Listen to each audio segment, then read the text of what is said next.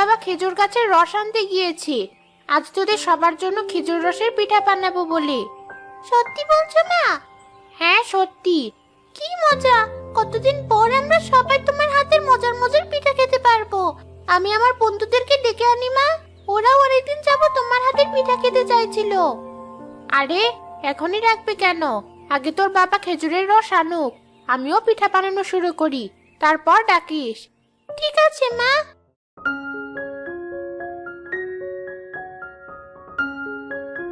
রিমির বাবা খেজুরের গাছ থেকে খেজুরের রসের কলসিটা পেরে আনলে রিমির মা পিঠা বানানো শুরু করলো।